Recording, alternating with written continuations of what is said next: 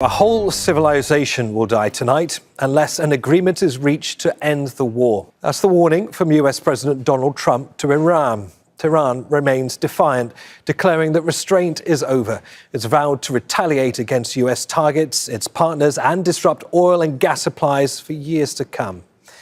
As the deadline looms for Tehran to agree on a deal, the US and Israel have launched an extensive bombing campaign.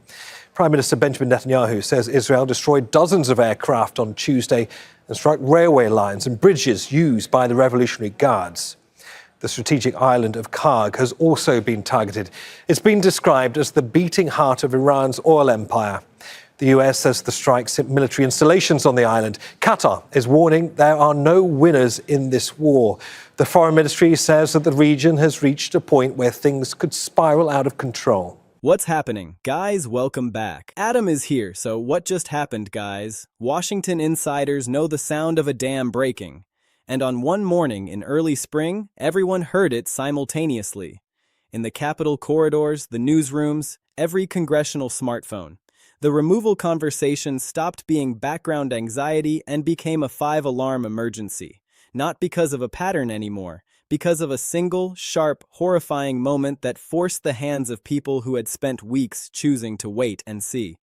Raleigh Congresswoman Deborah Ross is joining other Democrats to create a new panel that would invoke the 25th Amendment and remove President Trump from office. The Congresswoman says his latest actions and comments about the war in Iran raise serious questions about his fitness to serve. She said it's more urgent than ever that Congress finally establish this independent commission and ensure the executive branch is subject to proper and thorough oversight. The difference between a general concern and a specific crisis is the difference between a weather report and a tornado touching down in your backyard. And the tornado touched down at exactly 8 p.m. Eastern Time, give or take the deadline, in the form of 9 words typed onto a social media platform. 9 words that didn't just alarm the opposition party, they activated the institutional immune system of the United States government. Well, thanks. We are approaching President Trump's deadline for Iran to reopen the Strait of Hormuz. The president has promised massive strikes on infrastructure if Iranian officials do not comply. We're even hearing from the president here this morning. Janu Her is in the live center this morning monitoring all of this and joins us with the very latest from the president. Good morning. Yeah, good morning, guys. President Donald Trump set what he is calling his final deadline for Iran to open the Strait of Hormuz. That deadline is tonight at 8 p.m. Eastern Time, but overnight and even this morning, strikes in Iran continued. This morning, we're seeing the first reports of strikes on bridges in Iran. Iranian authorities saw airstrikes have taken out a railway bridge, a train station, and a highway bridge in the country. Now, neither the United States nor Israel have immediately claimed those attacks. President Trump is now lobbying new threats at Iran. In just the last hour, he said, in part, quote, "A whole civilization will die tonight, never to be brought back again. I don't want that to happen, but it probably will. However, now that we have complete and total regime change where different, smarter, and less radicalized minds prevail, maybe something revolutionarily wonderful can happen." 9 words that caused a sitting member of Congress to stand before the press and use a word like unhinged as a formal clinical description of the sitting president. 9 words that caused over 70 lawmakers to drop their carefully worded talking points and sign onto a removal demand within a single rotation of the clock. Yesterday, more than 70 lawmakers in separate posts on social media suggested the president's cabinet must invoke the 25th Amendment and admit he's unfit for office. Congress should pass impeachment articles and vote to convict him, or both. During his first term, he was impeached twice and acquitted. We reached out to state lawmakers, or those who represent California, to pose our accountability question asking, do you support President Trump's actions in Iran or oppose them? Here's what they told us. California Senator Adam Schiff says, quote, Congress must finally reclaim its war power from this increasingly dangerous president before more service members get killed. Congressman David Valadao says, quote, I hope this moment pressures Iran to come to the table and helps to bring this conflict to a close. 9 words that caused the former Speaker of the House, the most calculating and disciplined political mind of her generation, to utter a phrase that usually belongs in history books about revolution. By any means necessary. This is not an exaggeration. This is not hyperbole. This is the documented, recorded, and reported reality of what happens when a president posts that a whole civilization will die tonight, never be brought back again, and attaches a countdown clock to the threat. Let's pull back the curtain on the specific players who lit this fuse, because the names attached to this push are just as important as the words they used. First, there was the voice from Illinois, Representative Mike Quigley. The U.S. and Iran have agreed to a 2-week ceasefire, but concerns over President Trump's rhetoric on the war remain.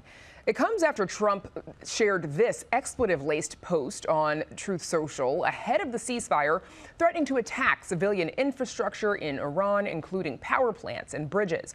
And another one warning that, quote, a whole civilization will die tonight. Illinois Governor J.B. Pritzker recently joined the chorus of Democrats in his own social media post calling for the 25th Amendment to be invoked. Quigley is not a cable news fixture who lives for the viral clip. He's a senior member with a deep background in national security and intelligence oversight.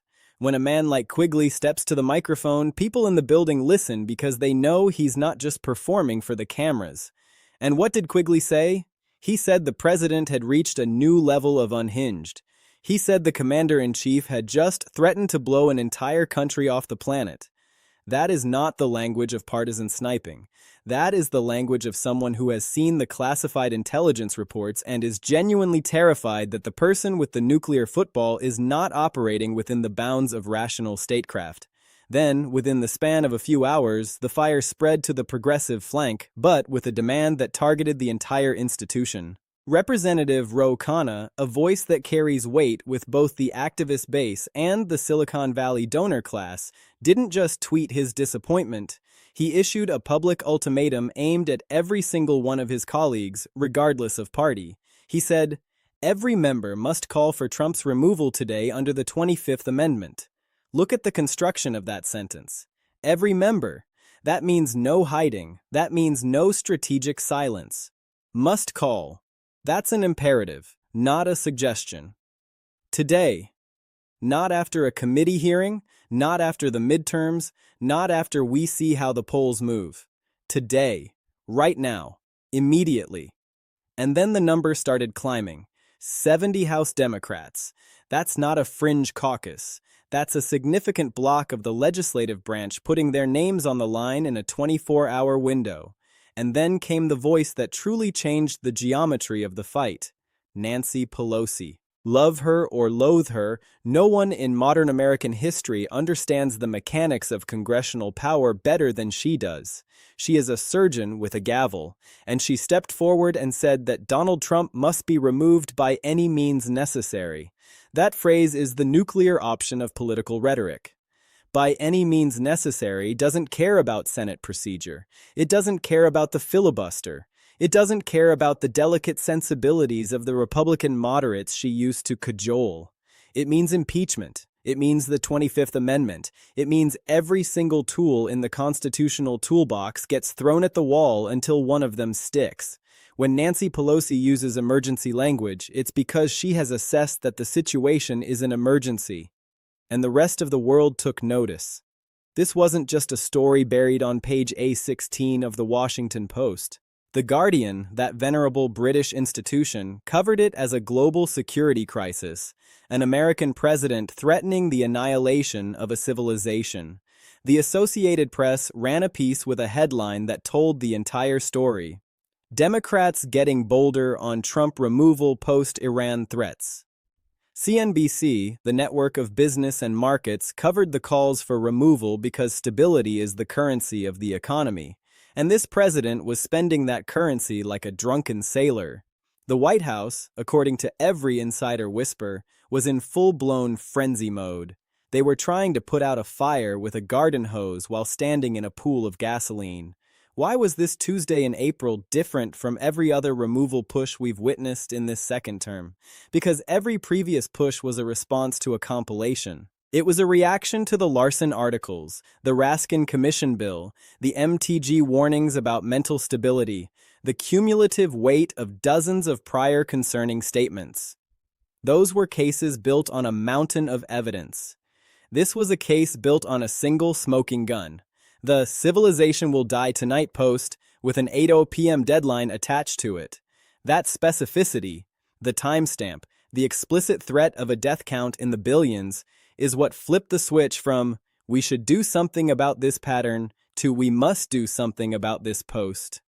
Bright line events trigger bright line responses. They bypass the normal filters of political caution because the content is so inherently alarming that failing to respond looks like complicity. Quigley didn't wait for a focus group. Khanna didn't wait for leadership approval. Pelosi didn't wait for the Sunday shows. They moved in real time because the content of the communication was an emergency signal. Let's dissect the Pelosi statement further, because it is the Rosetta Stone for understanding the rest of this year in American politics. Nancy Pelosi does not use imprecise language. She has been doing this for decades. She navigated 4 years of the first Trump term with tactical genius, knowing exactly when to hold hearings and when to hold fire. For her to deploy by any means necessary, she is signaling that the normal sequence of congressional oversight, letters, subpoenas, court fights, floor votes, is too slow. She is signaling that the threat vector has changed. She is telling her caucus, stop waiting for the perfect moment. Use everything we have right now. That is a standing authorization for the most aggressive accountability posture the Democratic Party has ever taken against a sitting president. And the Khanna demand, every member must call for removal today under the 25th Amendment, is the political equivalent of flipping over the poker table. He made silence a political act. By saying every member must call for removal today, he created a dynamic where anyone who stayed quiet was, by definition, choosing not to act in the face of a civilization-ending threat. That is a brutal, binary choice that puts every single Republican in a competitive district on the record. They can no longer say, I haven't read the post, or I'm waiting for more information. They saw the deadline. They saw the threat. They saw 70 Democrats demand action, and they chose to say nothing. That silence is now a permanent part of their voting record and their campaign advertising. The AP's use of the word bolder is the journalistic seal of approval on this analysis. Bolder is different from louder. It implies a willingness to take risks that were previously deemed politically untenable. The first-term Democrats were often cautious about the I word and the 25th Amendment, fearing a backlash from moderates. The second-term Democrats, according to the AP, are shedding that caution. They are looking at the "Civilization Will Die Tonight" post and concluding that the political risk of inaction is now greater than the political risk of action.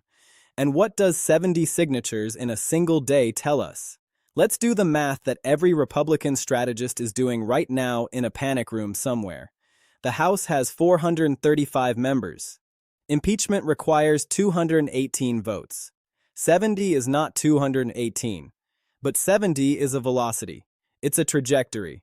It went from a handful of lonely voices like Larson to a stampede of 70 in the span of weeks. And the question hanging over the Capitol is, where is that number going next week, and the week after that? When the next ceasefire in Iran collapses? When gas prices spike another 50 cents because the Strait of Hormuz is a no-go zone? When the next inflammatory post hits the timeline with another deadline attached, the trajectory is pointing up. And in politics, a rising number is more powerful than a static number. It creates the perception of momentum, and momentum is what convinces the fence-sitters in the Republican conference that the dam is about to break with or without them. Now, let's talk about the silent audience for this entire spectacle: the cabinet.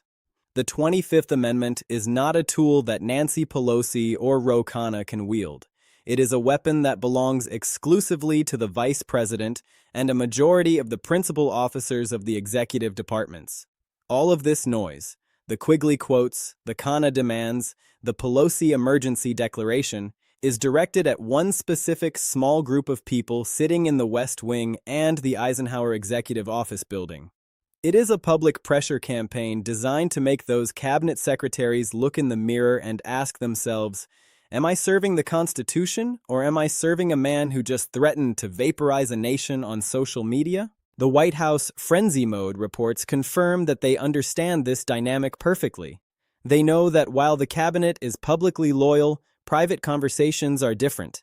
They know that every new escalation in the Iran conflict, every new market crash triggered by erratic foreign policy, adds weight to the argument that the president is unable to discharge his duties.